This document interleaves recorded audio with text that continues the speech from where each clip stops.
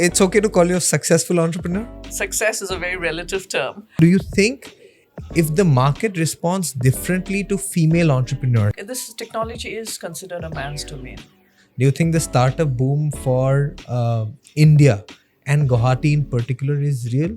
Do you think there are far too many startups but not a conducive ecosystem? Well, world over, the startup failure rate is very high. My next guest today is someone who I have had the pleasure of knowing for the last 10 years. I'm so happy to introduce you to Atreyee Borooah Thekedath, who is our guest for today's episode on Guwahati Connection, who is a techie and an entrepreneur by profession. Atreyee was working somewhere in Singapore in the late 90s. But of course, the corporate life was not meant for her. So she put down her papers, came back to Guwahati, and today is running one of the most successful technology and software companies right here in Guwahati and Assam. So if you're a budding entrepreneur or want to do business or are in the tech space, I would recommend that you stick to the end of the video and watch everything. If you have any questions, comments, leave them down below and we'll try to get you more answers there. And for those of you who've been watching GPlus and following Guwahati Connection, for all the wonderful comments that you leave, I really truly appreciate it. It is your support that helps us do better and get better every time. So once again, if you've not subscribed already, please do so. The button is right there. And I'll see you next time to the end of the episode. Welcome to the show. Thank you so much for giving us the time from your schedule. Is it a very busy schedule that you run otherwise? More or less. I won't say very busy, but yes, busy. Thank you for having me. As a successful entrepreneur, it's okay to call you a successful entrepreneur? Success is a very relative term. But in depth of it all, how do you define, what is your definition to success? I think success is the ability to do what you wish to do at whatever time you want to do. So the freedom to choose. I think that I would define success that way. So as a successful entrepreneur then, I'm assuming you get to do the things you want to do at the time you want to do. But as a successful entrepreneur, I would love it if you could share with the audience your entrepreneurial journey in brief. So I'm an engineer and an MBA. I didn't think about being an entrepreneur. In fact, entrepreneurship never crossed my mind. Back in the day, about 30 years ago, nobody became an entrepreneur by choice. Usually, if you didn't get a job anywhere, you would end up being an entrepreneur. That was the general case.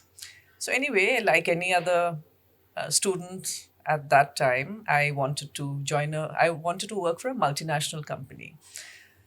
So I got my first job at Hewlett Packard in Singapore. I started working. And then I realized that that was not meant for me. I hated not being a master of my own time. I hated working for somebody else. So that is when I quit and I came back in the late 90s to Guwahati, to Assam, my hometown. And that's when my entrepreneurial journey began. Then you started. I started, I thought being a technical person, an engineer myself, only thing I knew something about was technology. So I felt there was a gap in the market. So I took a franchise of a Swiss training company back then to start training in web technologies. So we started that. It started very well. But unfortunately, then came the dot-com bust. And the training, the web training, all of that just fizzled out. So that is when we transformed this training company into a development company. The people I had recruited to be the teachers, they were trained outside on the latest technology. So that worked to our advantage. And we started developing applications, websites, initially for friends and family. Then we grew from there. Then this has been your core competency at least for the last 30 years? No, last 23 years. Last 23 years. And how do you think you have evolved in your entrepreneurial journey, your product offerings or your service offerings? How have you seen technology evolve with you?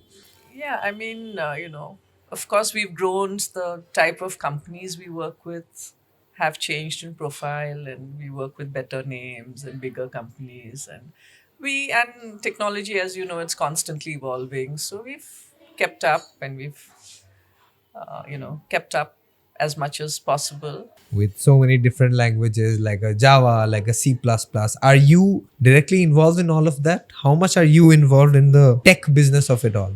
See, I stopped coding the day I started my company. Oh, okay. So I've been in the business side of things since. So I have people who are better than me to do the technical part of the business. And being an entrepreneur, I focus on the business. And do you think Guwahati's environment, Guwahati's business climate is actually good, fruitful, reasonable to do business with or in while making money? See, in today's day and age, a technology company, I don't think should complain about being here or there. It doesn't make a difference really with the internet.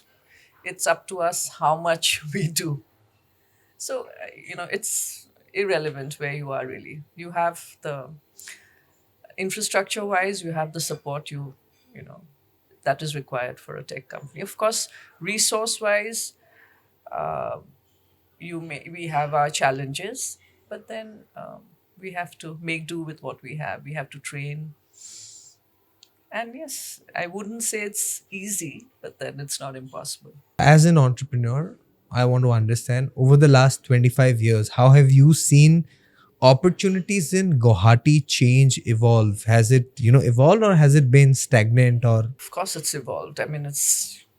Look around you. In the late 90s when I came back from Singapore, there was nothing.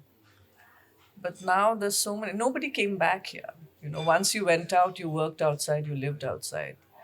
So people, when I quit my job to come back here, people thought I was something I was off my rocker basically. But then, now there's so many people who are willingly coming back here. There's so many enterprises, nobody's just sitting around. Everybody is doing something, which is, I think, is a great thing. The institutions are supporting that. There's so much of emphasis on, mentoring and giving startups and, everybody is wanting to help. And I think, and our boys and girls now are very smart, much smarter than what we were. really? I'm sure. Yes, every generation is smarter than the next. Now I want to understand from you about startups. Do you think the startup boom for India and Guwahati in particular is real? Do you think there are far too many startups but not a conducive ecosystem? Well, world over, the startup failure rate is very high, and due to many reasons.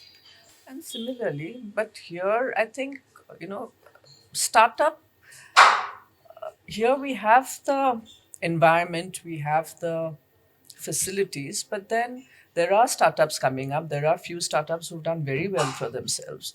But it's a new phenomenon.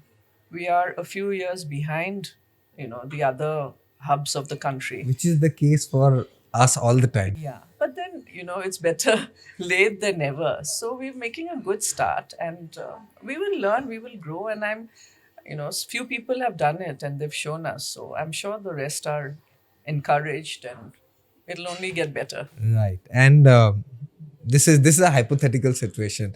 Do you think if you would have stayed in another city, had you continued to be in Singapore or any other city for that matter, would your life be significantly different, or would you have always taken the entrepreneurial path that you have taken? How different would your life had been if you didn't come back to Guwahati? I don't think I could have worked for anybody else. So it would have definitely, I can't see myself in a job. I can't see myself, being stuck in a 9 to 5 or whatever, working for somebody else.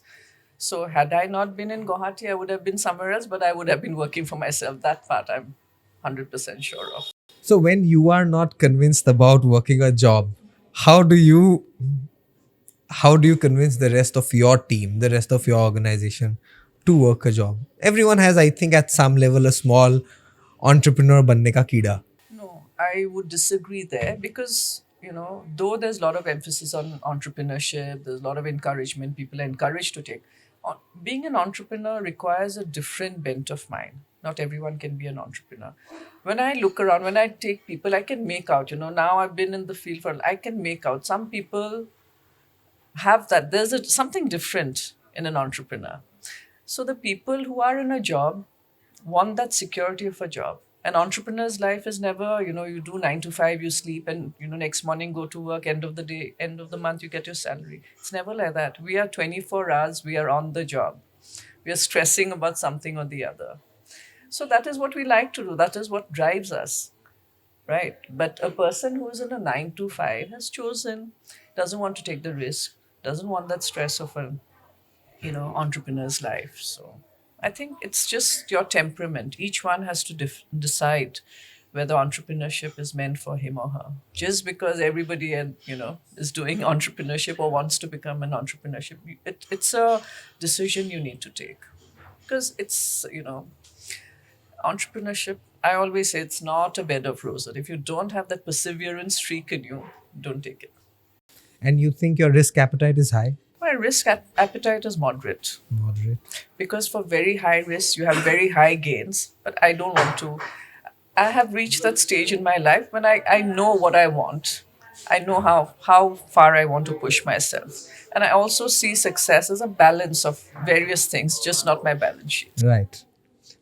That's a good answer. Okay, now a question on entrepreneurship again. I want to understand, do you think if the market responds differently to female entrepreneurs, or do you think is it all the same with men? See, that would depend on the sector you're working in. I don't know much about the other sectors, but in the technology sector, there's definitely a gender bias, not just here, worldwide. You have it starts, when you're much younger. The You have bias is skewered towards men. This technology is considered a man's domain. And similarly, when young girls, they have an aversion for maths, they have an aversion for STEM, science. Few people taking it up, and they like to, okay, she's a girl, it's okay, let her do. So that's something. It's there. So first of all, you have a smaller pool of people who are taking up technology, and even if in India we have a slightly higher statistic, more women do take up technology while they're studying, but then it doesn't translate to the work. And very few actually become tech entrepreneurs, founders of, women founders of technology companies. Because being an entrepreneur as it is has its own challenges. Being a technology entrepreneur has little more challenges. And plus there's a gender bias. People think you're not good enough, then you yourself start questioning, am I good enough? So it's something that needs to be worked on. For one, I think for me, my gender is, I don't care. I mean, if you think I'm not good enough, that is your problem. I think I am, I will, if I want to do it, I will do it. I'm not going to let somebody else's opinion cloud my decision. So that's the way, So different people. right. Otherwise, do you think you can share any instance or an incident, that perhaps directly affects this particular conversation that says, okay, I had a bias? Well, I mean, I see, now it doesn't matter. I've been here so many years. But when I was a young girl, fresh out of college, whatever, after my first job when I came here, I felt people didn't take me seriously. I was young. They're like, oh, what does she know? Girl, this, that. So it took me time, but I think I had the business sense to form a team, who complemented me. I had that, I knew that was, when you're working in a company or when you found a company, you have to have a set of people who complement your skills. You can't be good at everything. My strength is whatever my strength is. And I augmented that with people who had strengths in different areas. So I think that's how. You did not give a direct instance, just navigated through the question though. Yeah, there was a perception bias. I think people didn't take me seriously enough at that stage. But then, like I said, I just kept at it. And finally, your work has to speak for yourself, right? It doesn't matter male, female, whatever initially. Can I ask one question though? At what point do you think that was the breakthrough project where you decided, or whether you felt that I made it? All right, this is what made me the entrepreneur, and now I'm, say, at a certain success level. Now I can be taken seriously. So I think that was when we started bidding for bigger, projects, and we got that with the public sector and all of that. So I think then we're like, okay, now at least we are on a footing. I think not a slippery footing, but a slightly solid footing, and we will make it from. Yeah, but then like any business, it takes few years to get to that level. Now I'll talk to you about the buzzword on technology, the buzzword in technology. If I could give you a chance, what do you think is the buzzword right now? AI. AI, right? AI. What else? So your views on AI, what do you see is the future of AI? How are you adapting to it? How are you adopting it? As we all know, ever since ChatGPT was released a couple of years ago, it's been like at a dizzying speed that things have changed. Um, I know that AI is here to stay, and it is changing so far, but I don't know what's going to happen a few years down the line. In fact, I don't even know what's going to happen next year or maybe a few months down the line, because that's the pace of change. But I do know that we need to, I mean, nobody can escape AI. Every Everything will use AI in one way or the other. So we need to see it as a productivity tool.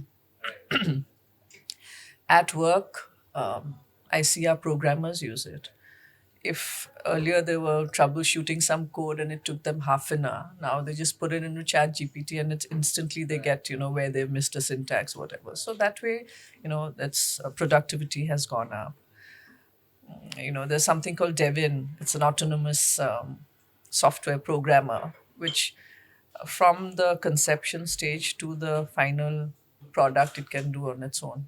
It's a AI driven thing. So it's still in the beta phase, but then these are coming up. So, but I think human creativity, you can't undermine that. So most of the things will be automated. So we will be forced to think at the next level. So the entire fear that, of course, AI is, if I could put in an opinion, I really don't feel that the fear of, AI is going to take away jobs is real.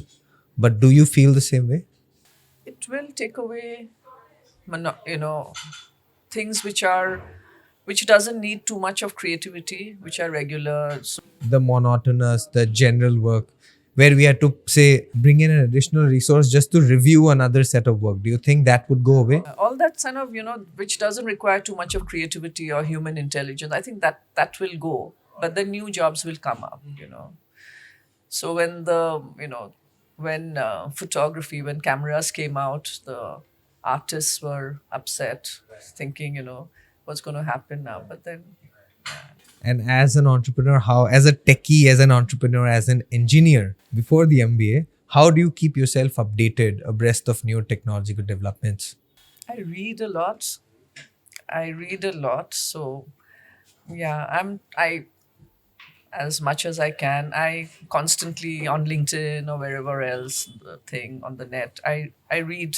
I try to keep up, but it's so dynamic that I may miss things. But more or less, I keep abreast of the trends. Otherwise, we would get obsolete. Because again, 30 years, 23 years plus years in the making of a successful entrepreneur. If you could give away, say, one or say two pieces of advice to young entrepreneurs today, where do you think they could start off? I always say that you need to do something you're passionate about. Passion is very important. Don't do it because someone else is doing it and making a lot of money. Do it because you want to do it. Because if you're doing it for the next 20, 30 years, whatever you're doing it for, it should bring you happiness, it should bring you joy. And second is perseverance. I don't think you can be an entrepreneur if you don't have the perseverance streak in you. Sometimes nothing goes right, but you have to keep that hopefulness that it will work out and I will do it. So that is important. When I look around, I see a lot of people giving up. Once, twice, thrice is not working, boy, you give up. But I think that's the only differentiator between successful entrepreneurs and the unsuccessful ones. If you don't give up, you will make it. Right. And do you think the fear of failure also keeps a lot of entrepreneurs from? Absolutely, that is a very big stigma. Right. Right. And our society, it's just viewed as something like, you've created a crime if you started a company and it hasn't worked out. So people are so scared of that, they're not even going to try, which is a pity. I keep saying this, we always celebrating successes, we bring out books, success stories, but why don't we bring out failures? Why make the same mistakes and, keep doing the same thing? If someone's already done that, tried that, it's not worked, why don't you just, these are the things I did, it didn't turn out like that. Like you mentioned, you're quite active on LinkedIn and you read LinkedIn a lot. If you open and see LinkedIn, it's always the positive stories and, oh my God, today I did $100 billion deal and I did this, and today, I gave a lift to someone, and there's always this glorification. No one talks about the failures. Do you think there are defining moments where you also may have faced failure in your career? Several times. I mean, failure, when I say failure, I mean like maybe I tried very hard on a project, I didn't get it, or something didn't go the way I wanted. Of course, we worked hard, very hard, we didn't get it, or we couldn't do it properly, or we lost it, or something like that. Oh, endless times. But then you don't let that deter you. You come back. And what about the younger generation who don't want to be entrepreneurs? Perhaps just from your wisdom, what can be their takeaway? One key takeaway from our conversation today. I don't want to be an entrepreneur. Maybe I want to do a 9 to 5. First of all, please don't be an entrepreneur if you don't have the aptitude for it, if you don't have that, entrepreneurial streak in you. And I think whatever you do, just do it well. Give it your heart and soul. There's no halfway business. You need to give it your best and you'll flourish. I mean, just look around you. It's a very exciting time to be young. I mean, there's so many opportunities. You can just do anything under the sun and be good at it. Now, as a purona Guwahatian, right? You went to Singapore in 98, I think, around 90. So I was sent away to boarding school when I was 10 years old. So in the 80s, I left Guwahati. I mean, my parents live here, but I was in boarding school and I've studied in the South and all of that. And I worked outside, I studied, and came back in the 90s, late 90s. But then I love Guwahati. Now, as a purona Guwahatian, how have you seen this city, transform or change? It's become like a bustling metropolis.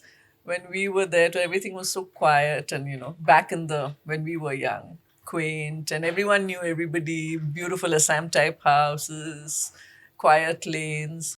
Do you miss that? Do you miss that Guwahati over the current one? I miss the beautiful homes. Everybody with those, I think those Assam type homes are so special and beautiful.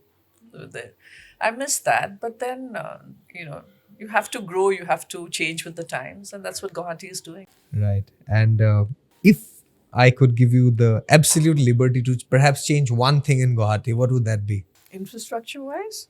Could be anything. I'm giving you free will. Oh,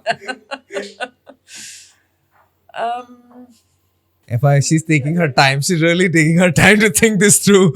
No, I would keep the Assam type houses, the remaining ones, as they are. Preserve them.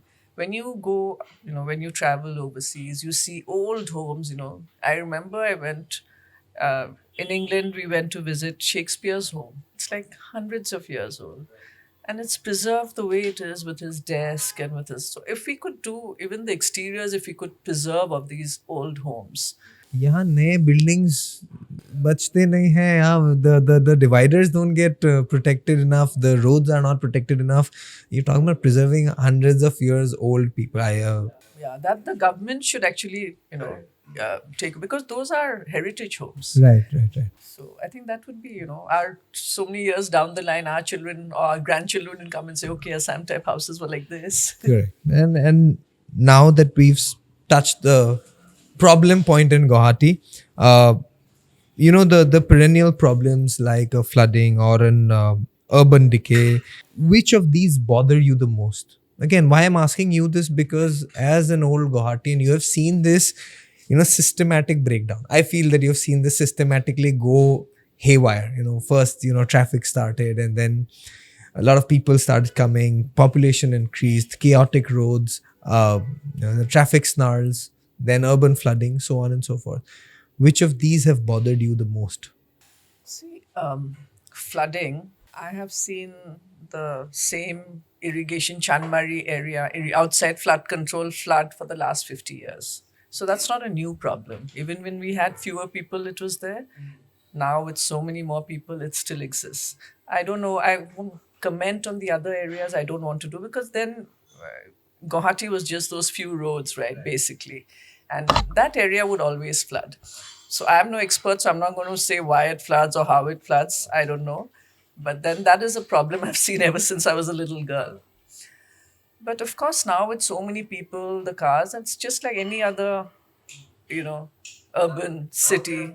Now there are more pockets of flooding, though. No more houses. They have, they're building houses everywhere. The drains are clogged. See, I feel whatever the infrastructural issues, fine. The experts will sort it out. I don't want to comment on that. I don't know. It won't be right. But I think as citizens, I very strongly feel that the change should come from us. Like Gandhiji said, be the change you want to see in the world. So, when we go to the market with our shopping bag and the vendor I've noticed he'll put like, okay, your potatoes in one, your onions in one. Inside your bag, he'll give you again plastic bags. So then I'm like a little inconspicuous, it doesn't make a difference, right? What a single person does. But if I always say, I said, don't give me plastic, I put everything into the one bag. So that is, I feel I'm saving 10 other, plastic bags. You do the same, she does the same. So everybody does. So like that, we can make a difference if each one of us, we don't litter. Here, earlier, they used to put the windows down and chuck bottles on the street. Now I don't see people do that. I still see those. You say, okay. I thought maybe we had changed, but then, there's a flood, and I see them when they clean the drains and it's heaped by the side of the road. They're like so much of plastic. Where will the plastic go? Obviously, if it doesn't clog, what will it do? See our Bhorolu River. So as citizens, let's do our bit. And the government has to do their bit. Clearly, so you're so aware about these things. Would you consider joining politics to bring about change in the city? Well, at some level. Maybe. I feel very, very strongly about giving back to society. So I do that in various ways, in my own small way. So maybe I don't know what the future holds. Oh, so it's an open-ended question. I was not expecting this also, but this is good. So how do you intend to give back to the society, if I could understand a little more? You said you're already giving back. I'm giving back because I'm a member of the Vital Voices, Global Leadership Network. And through that, I organize this mentoring walk. I feel very strongly about empowering young women, and I've been holding this mentoring walk for this is going to be my 10th year. I'm going to do this. And we are very, bring in young people, we get in senior ladies, and we ask them to mentor the young girls. So I feel these young girls come from small towns. They don't have the exposure besides their parents or whatever, teachers, and they don't really interact with people who've sort of done something with themselves. So these senior ladies across different profiles come in and give a one-on-one interaction. And I have seen, then when we take the feedback from these young girls, for some of them, it's been life-changing. So over the years, we've impacted thousands of young girls.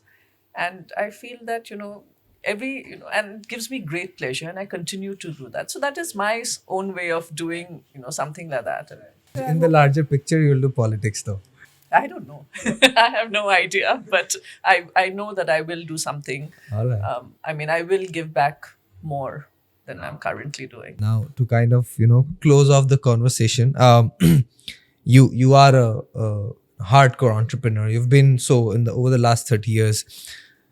And of course, you're also an active. You also have a family.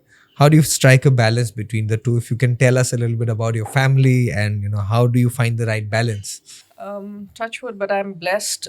Without family support, it's very difficult for women, especially, to become entrepreneurs, because entrepreneurship, like I said, is very tough. So my children are now grown, but they've always supported me. So even though I've been a hardcore entrepreneur, I have also been a hands-on mother. Being Like an hands on, sorry. Not hands-on, like what you're studying, eating, all of that. So yeah, I'm very involved, because I feel women are the backbone of every family.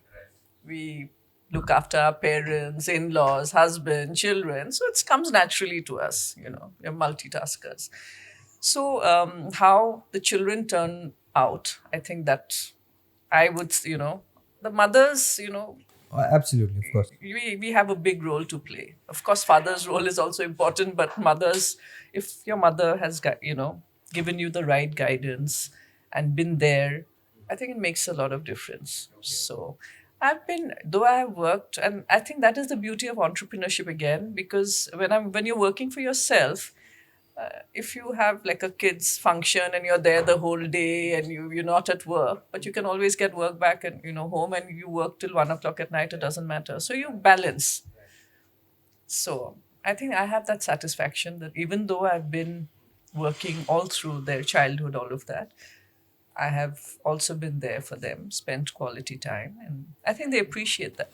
And now that the kids are grown, I'm assuming independently so? Yeah, my son is working. All right.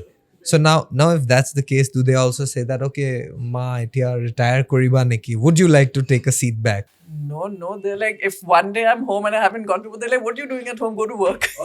So I cannot sit idle. It's very difficult for me to sit idle. So I will continue to work. All right then. Thank you so much for your time Thank you so much. and for this wonderful conversation.